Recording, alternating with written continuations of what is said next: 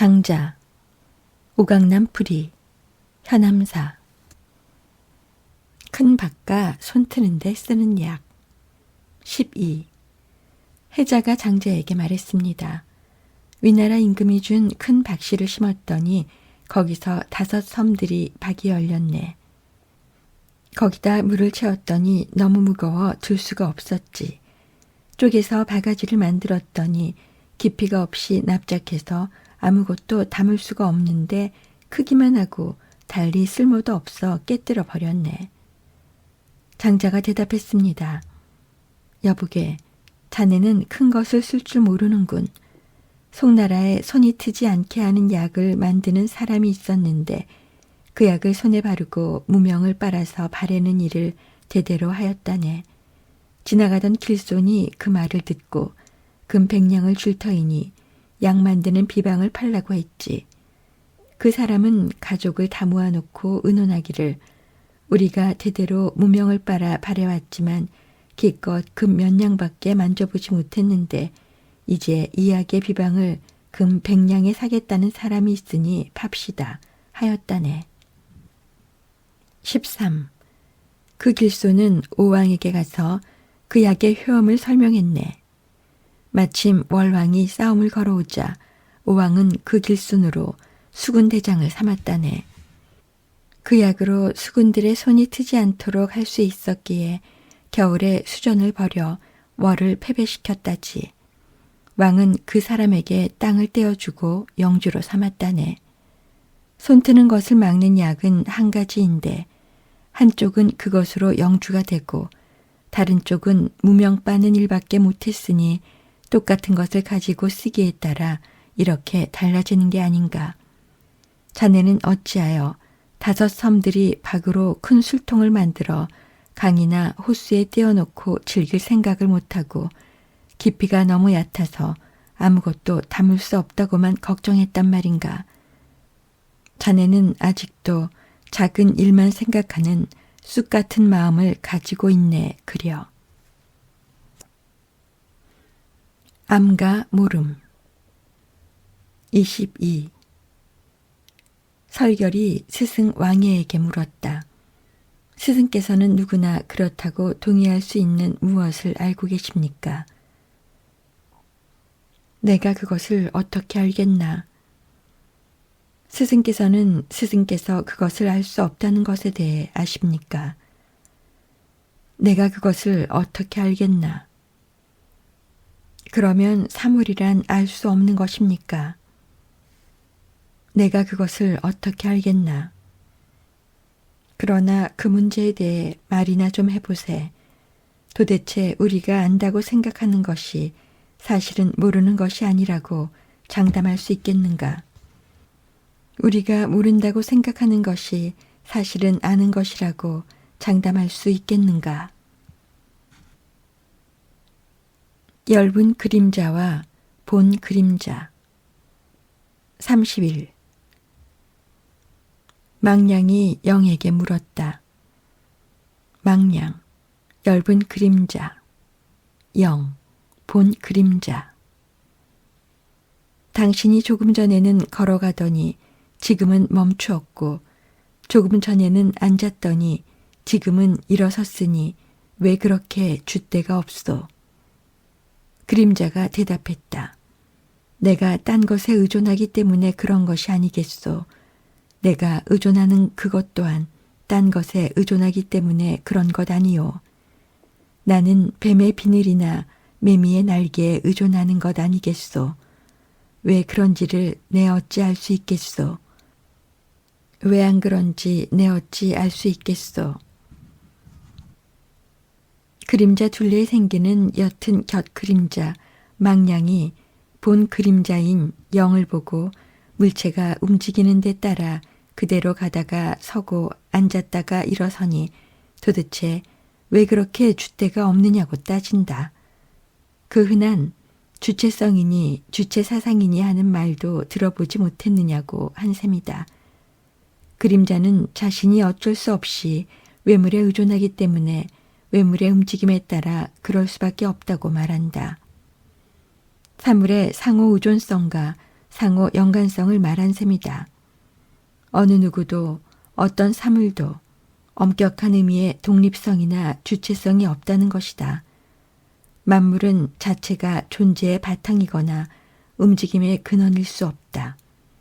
모두 무엇에 의지해 존재하거나 움직인다. 물론 궁극적으로 거슬러 올라가면 모든 존재의 바탕이자 움직임의 근원은 도일 수밖에 없다. 그런 의미에서 우리는 모두 도의 그림자, 엄격히 따지자면 그 그림자의 그림자인 셈이다. 여기서 한 가지 재밌는 사실은 망량은 자신이 본 그림자에 완전히 의존하면서도 의존해 있다는 사실을 모르고 본 그림자만 가지고 독립성이 없다느니 지조가 없다느니 나무랐다는 점이다. 인간은 너나 할 것 없이 모두 서로에게 그리고 딴 사물에 의존하고 있지만 어떤 사람은 망량처럼 그 사실을 모르고 어떤 사람은 영처럼 그것을 안다. 못가의 꿩 8. 못가의 꿩 한 마리 10걸음에 한 입 쪼고 100걸음에 물 한 모금 갇혀서 얻어먹기 그토록 싫어함은 왕 같은 대접에도 신이 나지 않기 때문. 이 문단을 앞의 문단과 연결해 공문헌의 말이거나 우사의 말이라 보는 사람도 있다. 그러나 이렇게 아름다운 문장을 독립시켜 생각해 보는 것도 좋은 일이라 생각하고 시 형식으로 옮겨보았다.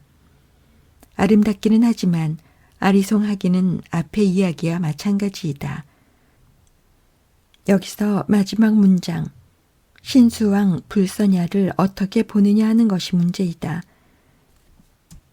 신을 기력으로, 왕을 왕성함으로, 선을 즐거워함으로 보아 기력은 비록 왕성할지 모르지만 마음이 즐겁지 않다고 번역할 수도 있고 여기서 채택한 것처럼 비록 왕처럼 대접은 받겠지만 신이 제대로 나지 않는다고 옮길 수도 있다.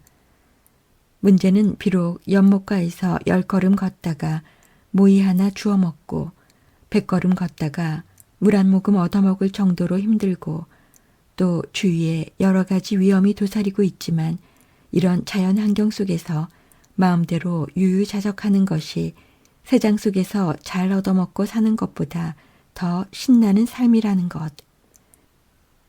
이런 삶을 즐길 줄 아는 것이 양생의 필수 요건이라는 것만은 확실하다. 나물 먹고 물 마시고. 노자의 죽음. 9.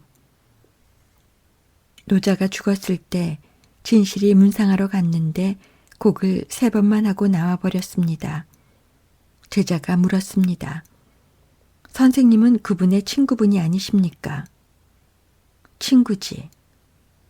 그런데 지금처럼 그런 식으로 문상하셔도 되는 것입니까? 되지. 처음엔 나도 여기 모인 사람들이 노자의 사람들이라고 생각했는데 지금 보니 그렇지 않으이. 아까 문상하러 들어가 보니 늙은이들은 마치 자식을 잃은 것처럼 곡을 하고 젊은이들은 마치 어머니를 잃은 것처럼 흐느끼고 있더군. 이처럼 모인 사람들이 떠들고 우는 것은 노자가 원하는 바가 아닐 걸세. 이렇게 하면 하늘을 피하는 것이요. 사물의 본성을 배반함이요. 받은 바를 잊어버리는 것일세. 옛날 사람들은 이를 일러 하늘을 피하려는 데 대한 벌이라고 했지. 어쩌다가 이 세상에 태어난 것도 때를 만났기 때문이요. 어쩌다가 세상을 떠난 것도 순리이기 때문일세. 편안한 마음으로 때를 그대로 받아들이고 순리를 따른다면 슬픔이니 기쁨이니 하는 것이 끼어들 틈이 없지. 옛날 사람들은 이를 일러 하늘님의 매달면서 풀려나는 것이라 했네. 이 문단은 본문 중 시야, 오이위 기인이야 라고 한 문장에서 기인을 어떻게 읽느냐에 따라 2가지 해석이 가능하다.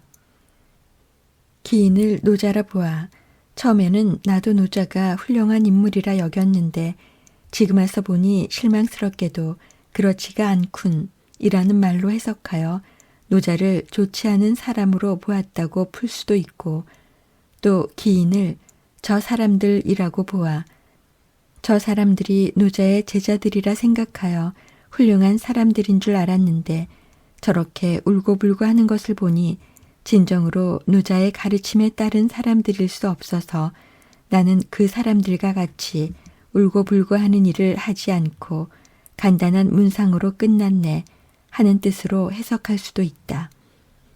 여기서는 나중 것을 채택했다. 노자를 좋은 사람으로 보았건 좋지 못한 사람으로 보았건 여기서 말하고자 한 것은 죽음을 놓고 울고불고 하는 것은 좋지 않다는 것이다. 누가 죽었다고 혹은 자기의 죽음을 앞에 놓고 지나치게 슬퍼하는 것은 사물의 본성을 배반하는 것으로 양생의 도리에 어긋난다는 것이다. 이 세상에 태어난 것도 세상을 떠나는 것도 그럴 때를 만났기 때문이라는 하늘의 순리를 깨닫고 거기에 따르는 것. 순명하는 마음이 있으면 쓸데없이 기뻐하거나 슬퍼할 이유가 없을 것이요. 또 이렇게 하는 것이 바로 양생의 도를 따르는 것, 의연하고 늠름한 삶이란 뜻이다. 특히 죽음을 현해로 본다는 것은 주목할 만한 일이다. 현해에서 매달현은 달현으로 읽는 것이 정확하다. 매달린 상태에서 풀린다는 뜻인데 매달림이란 무엇이고 풀림이란 무엇인가? 여기서는 실에 매달려 춤을 추는 인형의 모습이 보이는 듯하다. 인간이란 모두 하늘님의 손에서 내려온 끈에 대롱대롱 매달려 그 손놀림에 따라 움직일 수밖에 없다는 것이다. 어쩌면 그것이 거꾸로 매달린 상태인지도 모른다. 아무튼 지금 그대로의 인간, 실존으로서의 인간은 인간이기 때문에 가질 수밖에 없는 인간적 제약의 끈에 매달려 살아가는 것, 이런 숙명적인 부자유나 제약의 한과에서 이를 극복하려고 안다라는 것은 순리가 아니라는 것. 안다라면 할수록 우리의 비극적 얽힘은 더욱 심해질 뿐, 따라서 이를 그대로 받아들이고 거기에 편안한 마음으로 순응함으로써만 진정으로 자유로울 수 있다는 일종의 종교적 역설을 말했다. 이렇게 숙명을 숙명으로 받아들이므로 거기에서 벗어나는 것을 매임에서 풀리는 것이라고 표현한 것이다. 같은 생각이 제6편에도 나온다. 세 가지 비유. 25. 당신은 사막이라는 벌레를 아시지요? 화를 내어 팔을 휘두르며 달려오는 수레에 맞섭니다. 제 힘으로 감당할 수 없음을 모르는 것입니다. 이런 짓은 제 능력을 과신하는 것입니다.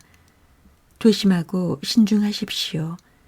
스스로의 훌륭함을 자랑하여 거스르면 오래가지 못합니다. 26. 당신은 호랑이 키우는 사람이 어떻게 하는지 아시지요? 호랑이에게 먹이를 산채로 주지 않습니다. 먹이를 죽일 때 생기는 사나운 노기를 염려해서입니다. 또 먹이를 통째로도 주지 않습니다. 먹이를 찢을 때 생기는 사나운 노기를 염려해서입니다. 호랑이가 배고플 때와 배부를 때를 잘 알아서 그 사나운 노기를 잘 구슬리는 것입니다. 호랑이가 사람과 다르지만 저를 기르는 사람에게 고분고분한 것은 기르는 사람이 호랑이의 성질을 잘 맞추기 때문입니다. 호랑이가 살기를 드러내는 것은 그 성질을 거스르기 때문입니다. 27. 말을 사랑하는 사람이 있었는데 좋은 광주리로 말똥을 받고 큰 대합 껍질로 말 오줌을 받을 정도였습니다. 말등에 모기가 앉은 것을 보고 갑자기 말등을 때렸습니다. 놀란 말이 재갈을 벗고 야단하는 바람에 말 사랑하던 사람의 머리를 깨고 가슴을 받았습니다. 말을 사랑하는 뜻은 극진하지만 사랑하는 방법이 잘못되었습니다. 어찌 조심하지 않을 수 있습니까? 이 새 이야기는 영공의 태자같이 좀 모자라고 난폭한 사람을 대할 때 조심할 일을 그림 그리듯이 생생하게 묘사했다. 첫째, 달려오는 수레를 향해 팔뚝을 휘두른 사마귀 이야기는 불의하지만 엄청난 힘을 가진 사람 앞에서 우리 개인은 어쩔 수 없이 한 마리 사마귀에 불과하다는 슬픈 현실을 직시하라는 것이다. 불의한 권력에 저항하는 우리의 이상이 아무리 높고 갸륵하다 하더라도 우리가 가진 현실적 능력의 한계를 무시하고 무모한 짓을 하다가 쓸데없이 희생되는 어리석음을 범하지 말라는 것이다. 범 무서운 줄 모르는 하룻강아지보다 더 어리석다. 좀 더 사리를 깊이 살피고 현명하게 대처해야 한다는 뜻이다. 이렇게 힘도 없으면서 겁없이 대드는 행동을 뜻하는 당랑지부, 당비당차도 여기서 나온 성어이다. 둘째, 호랑이 길들이는 이야기는 성질이 사나운 사람도 그 성질을 잘 알아 거기에 맞춰가면서 이끌면 고분고분해지는데 성질을 거스르면 살기를 드러내 덤벼들 수 있다는 것이다.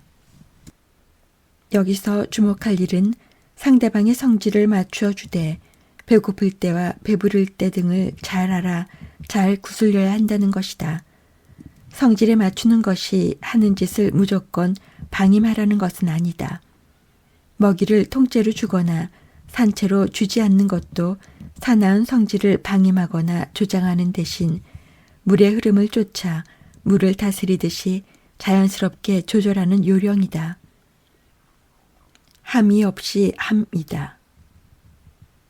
셋째, 말을 사랑하는 사람의 이야기는 말을 지극히 사랑하면서도 사소하고 엉뚱한 실수 하나로 자기의 의도와 달리 그동안 해준 모든 일이 허사로 돌아갈 뿐 아니라 말에게 해를 입을 수도 있다는 것이다. 둘째와 셋째 이야기에서는 특히 시간 맞춤이 중요함을 암시하고 있다. 호랑이 사육사는 시간을 맞춰 먹이를 주고 말을 사랑한 사람은 시간을 못 맞춰 말을 때렸다. 모든 일에 적기가 있음을 알고 잘 맞추라는 것이다. 영어로 타이밍, 히라보로 카이로스, 때를 따름이 중요하다는 것이다. 날 때가 있고 죽을 때가 있으며 심을 때가 있고 심은 것을 뽑을 때가 있으며 사랑할 때가 있고 미워할 때가 있으며 나무들의 재난과 점박이 소들의 행복. 34. 송나라 형시라는 곳은 개오동나무, 잣나무, 뽕나무가 잘 자라는 곳이었습니다. 굵기가 한 움큼이 넘는 것은 원숭이 메어두는 말뚝 만드는 사람들이 배워가고 서너 아름 되는 것은 집 짓는 이가 마룻대 감으로 배워가고 18 아름 되는 것은 귀족이나 부상들이 널감으로 베어가 주어진 수명을 다 누리지 못하고 도끼에 찍혀 죽었습니다. 이것은 스스로 제목감이 되므로 당한 재난입니다. 이마에 흰 점이 박힌 소나 코가 젖혀진 돼지, 치질 앓는 사람은 황하산의 제물로 바칠 수가 없습니다.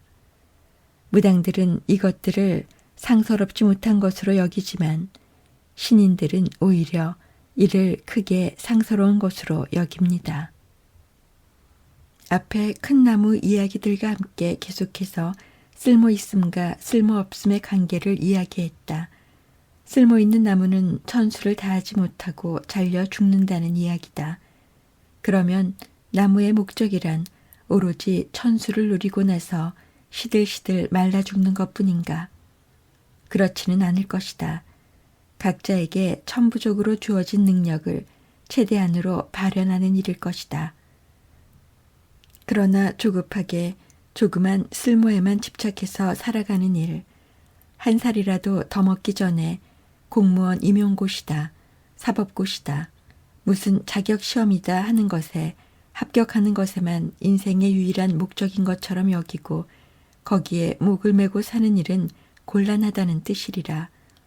지금 당장 누구의 주관적 쓸모의 기준에 따라 쓰이지 않더라도 심지어 요즘 많이 논의되듯 명예퇴직을 당하더라도 그렇게 슬퍼할 일이 아니라는 것이다.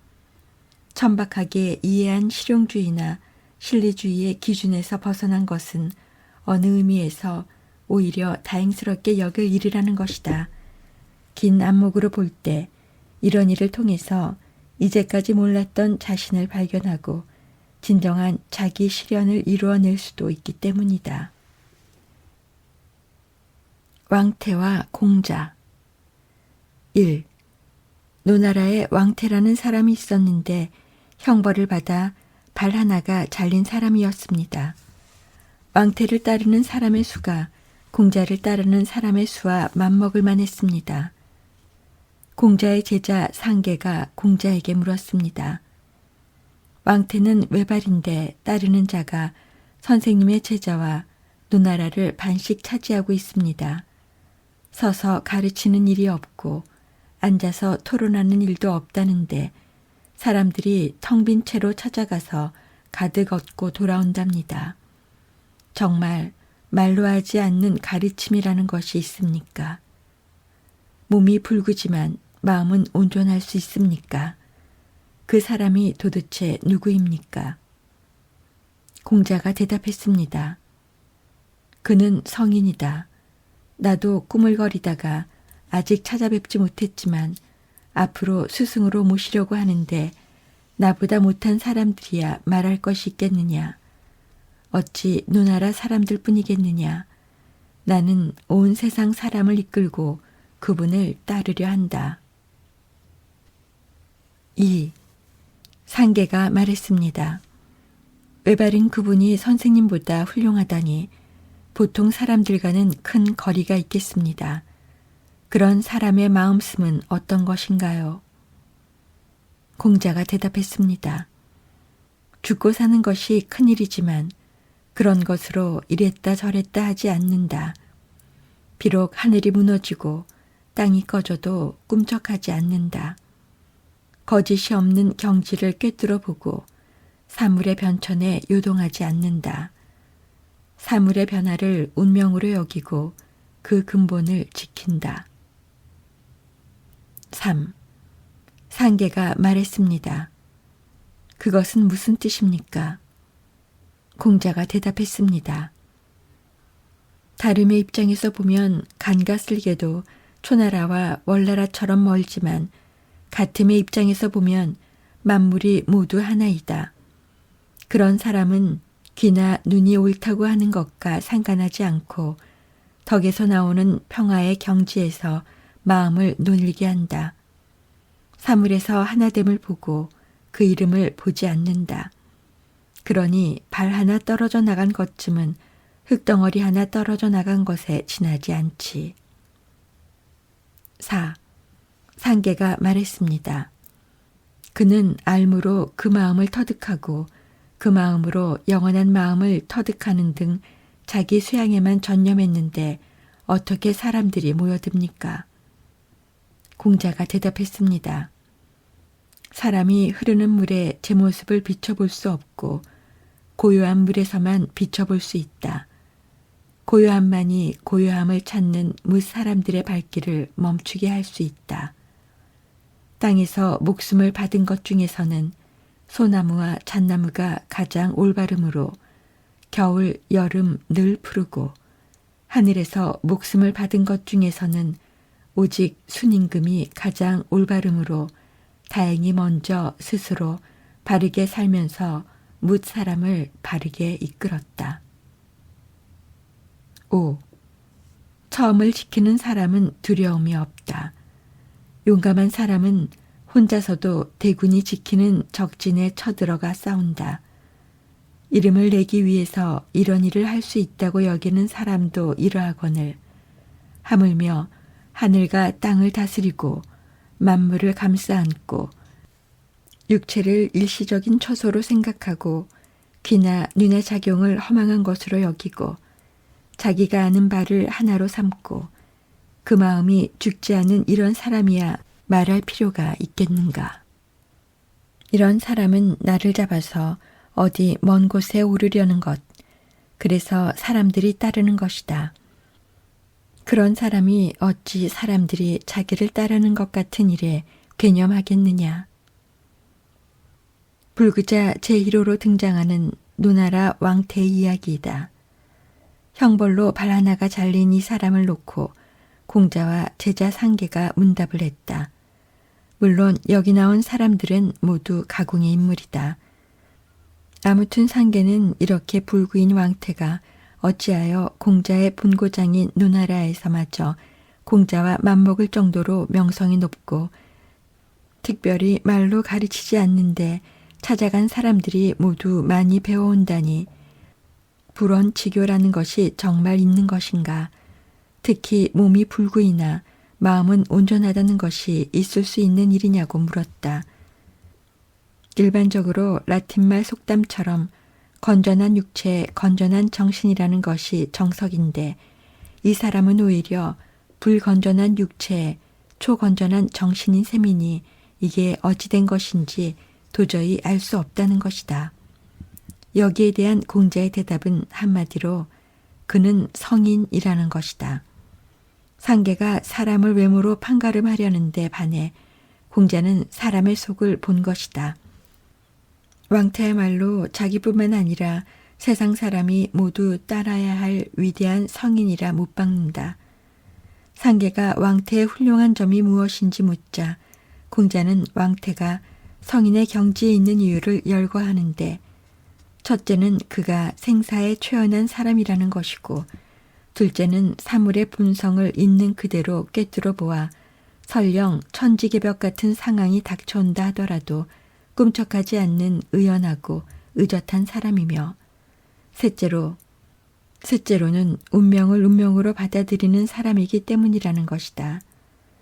말하자면 간디가 말한 진리파지를 실현한 사람, 궁극적으로 여실, 진여, 실상, 실제, 타타타를 체험한 사람이라는 것이다.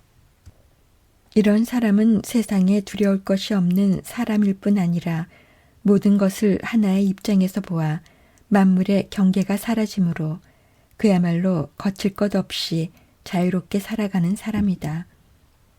본문의 표현을 쓰면 마음을 논일게 하는 사람이라는 것이다. 이런 마음은 제1편 소요유의 주제로 장자에 계속해서 나온다. 여기서 분명해진 것은 논인다는 것이 결국은 마음의 문제라는 것이다. 그러므로 이런 사람은 별 하나 떨어져 나간 것쯤은 흙덩어리 하나 떨어져 나간 것으로밖에 여기지 않는다. 마음의 문제라면 그의 마음이 어떻다는 것인가. 공자는 왕태의 마음이 명경지수와 같다고 했다. 남의 눈치나 칭찬을 의식해서가 아니라 오로지 자기 실현만을 위해 차분하고 조용히 정진했을 뿐인데도 사람이 모여드는 것은 이런 거울 같은 맑은 마음에 자기들의 참모습을 비추어 보기 위해서라는 것이다. 더구나 이렇게 훌륭한 성인이라면 승천이라도 할 수 있을 터이니 그러기 전에 한 번이라도 만나야겠다고 사람들의 발길이 끊이지 않는다는 것이다.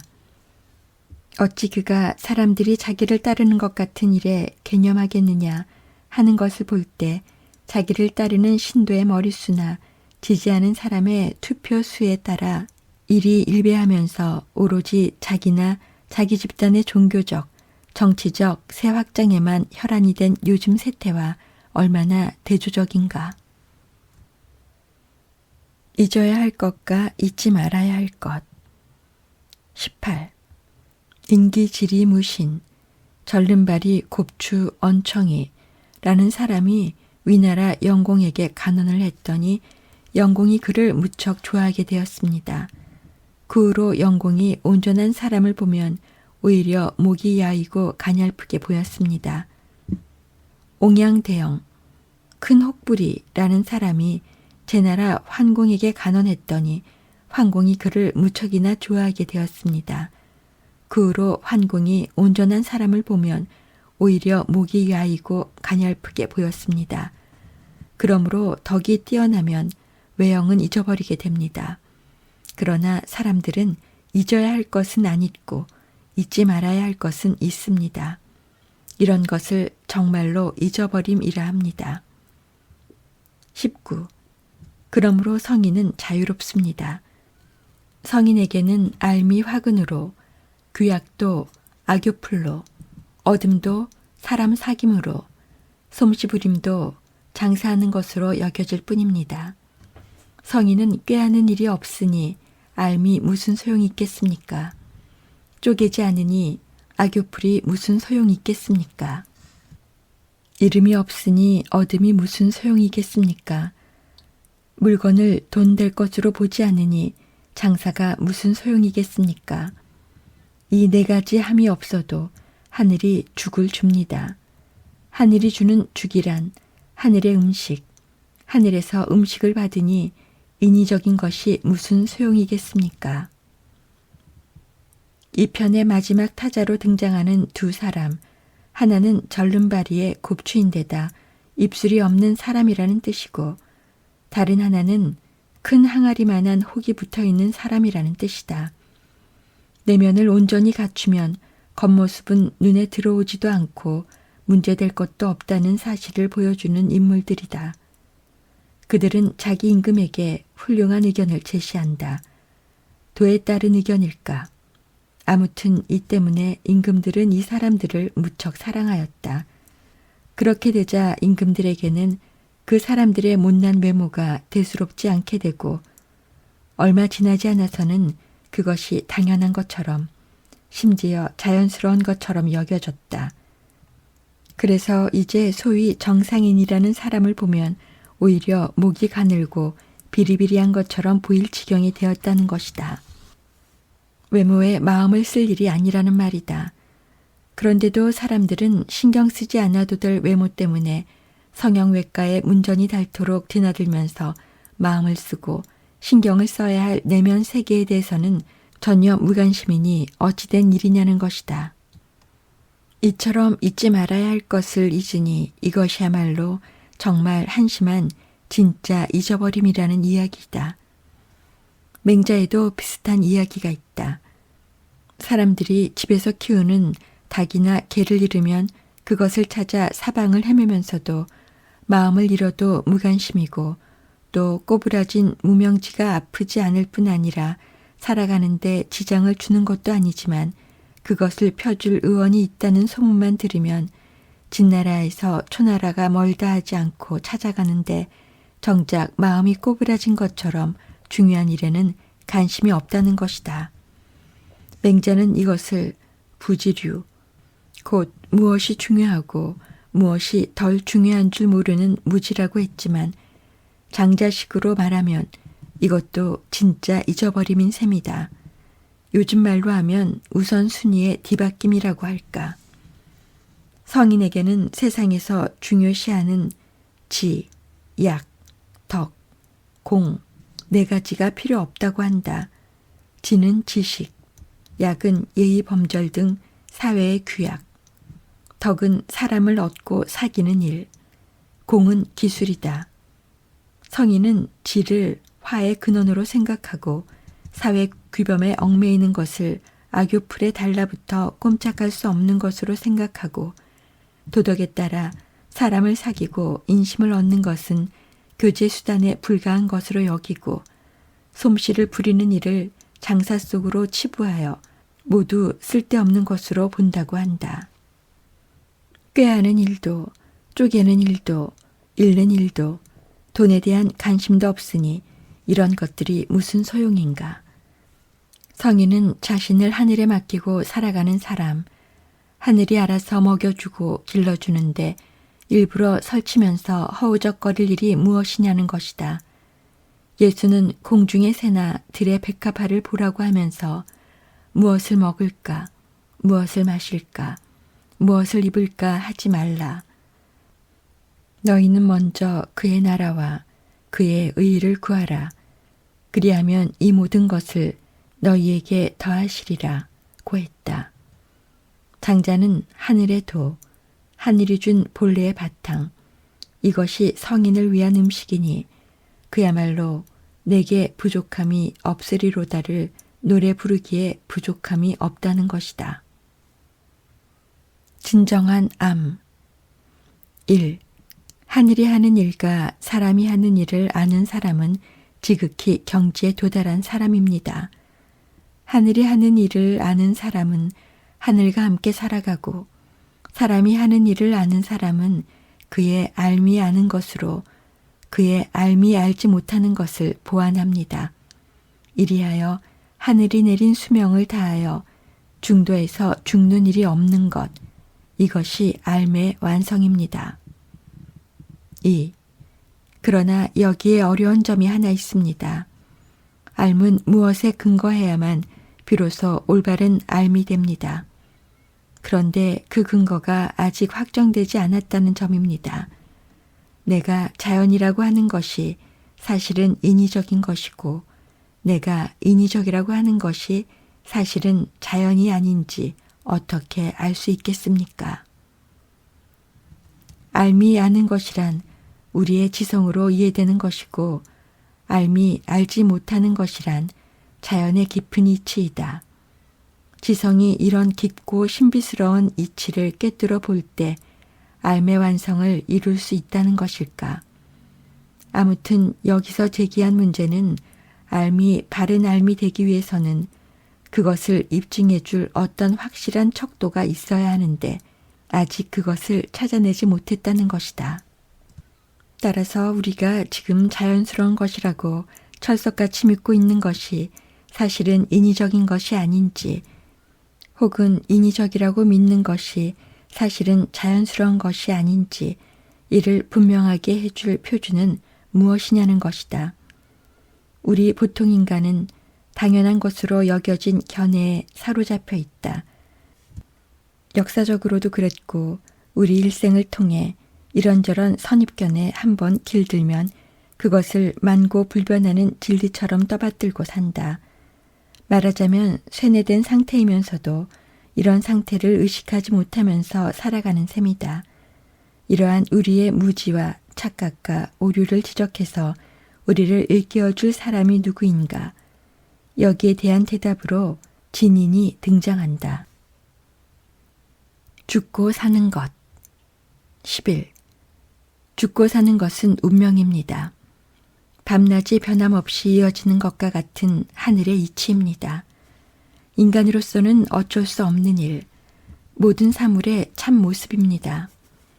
사람들은 하늘마저 아버지처럼 여기고 몸바쳐 사랑하는데 하물며 하늘보다 더욱 뛰어난 것을 위해 그러지 않을 수 있겠습니까?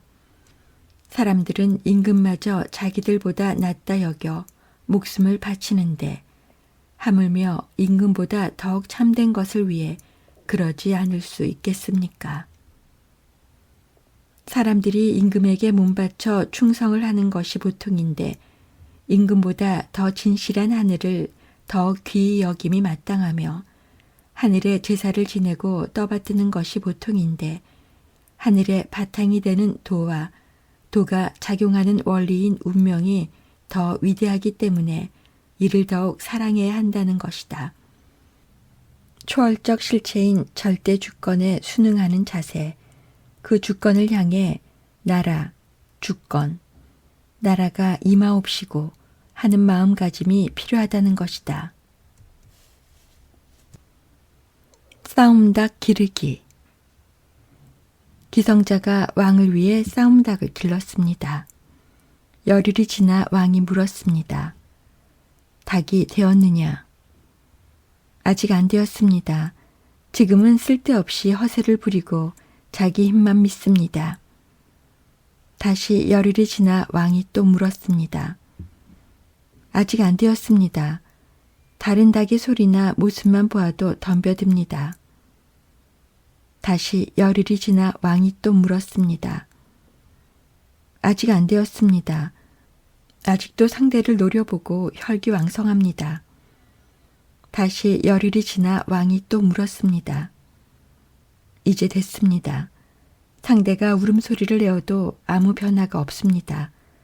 멀리서 보면 마치 나무로 깎아놓은 닭 같습니다. 그 덕이 온전해진 것입니다. 다른 닭이 감히 상대하지 못하고 돌아서 달아나 버립니다. 열자 황제편에도 나오는 이 이야기는 잘 알려져 있다.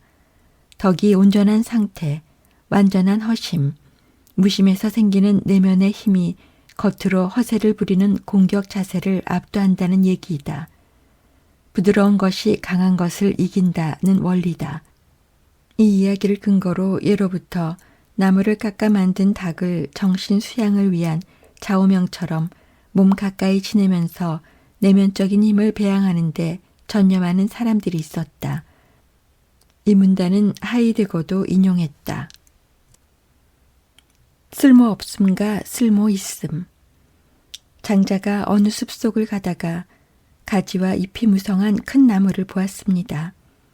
나무를 베는 사람이 그 옆에 있었지만 베지를 않았습니다. 장자가 그 까닭을 물으니까 그는 아무짝에도 쓸모없기 때문이라고 했습니다. 장자가 말했습니다. 이 나무는 제목감이 아니어서 천수를 누리는구나. 장자가 산에서 내려와 옛 벗의 집에 머물렀습니다. 그 벗은 반가워하며 머슴아이에게 거위를 잡아 요리해 오라고 일렀습니다. 머슴이 물었습니다. 한 마리는 잘 울고 다른 한 마리는 울지 못합니다. 어느 것을 잡을까요? 주인이 대답했습니다. 울지 못하는 것을 잡아라. 다음 날 제자들이 장자에게 물었습니다. 어제 산속의 나무는 쓸모가 없어서 천수를 다할 수 있었고 지금 이 주인집 거위는 쓸모가 없어서 죽었습니다. 선생님은 어느 쪽을 택하시렵니까? 장자는 웃으면서 어제 산속의 나무는 쓸모가 없어서 살아남고 지금 이 집 거위는 쓸모없어서 잡혀 죽고 도대체 어찌된 것이냐는 제자의 질문이다. 이런 재치 있는 질문에 장자가 웃었다고 한다. 빙글에 웃는 웃음이었을까? 너털 웃음이었을까? 아무튼 허허 하는 소리가 들리는 것 같다. 여기 옮기지 않았지만 장자가 한 대답의 요점은 결국 쓸모없을 만을 일방적으로 좋게 여길 수 없다는 것이다. 궁극적으로는 쓸모가 있거나 없거나 어느 한쪽에도 매여서는 안 된다는 것이다. 쓸모 있고 없고를 떠나 허심, 무심의 경지, 집착이 없이 자유로운 경지, 자유자재한 경지가 궁극의 자리라는 것이다. 치질을 고쳐주고 송나라 조상이 송왕의 사신이 되어 진나라에 갔습니다. 떠날 때 수레 몇 대를 받았는데 진나라 왕이 그를 반겨 수레 100대를 더해 주었습니다. 송나라로 돌아와 장자를 만나 말했습니다. 이렇게 비좁고 지저분한 뒷골목에서 군색하게 집신이나 삼고 버썩 마른 목에 누런 얼굴로 사는 것, 이런 일에 나는 소질이 없소. 수레 10,000대를 가진 임금을 한번 일깨워주고 수레 100대를 받아오는 일, 나는 그런데 장기가 있지. 장자가 대답했습니다. 진나라 왕이 병이 나서 의원을 부르면 종기를 따서 고름을 빼내주는 의원에게는 수레 1대를 주고 치질을 핥아서 고쳐주는 의원에게는 수레 5대를 준다는데 치료할 곳이 더러우면 더러울수록 수레를 더 많이 준다고 하더군. 자네는 치질을 얼마나 고쳐주었기에 그렇게 많은 수레를 얻었는가. 자네 물러가게. 일부러 찾아와서 출세하고 치부했다고 거들먹거리며 자기처럼 요령껏 살아가지 않는 사람을 오히려 고지식한 못난이라 업신이 여기는 속물을 향해 가한 통쾌한 일격. 누가 썼는지 모르지만 장자에서 가장 장자답다고 보는 이들이 많다. 최고의 풍자가다운 장자의 면모를 보여준 문단이다. 구독과 좋아요 부탁드립니다.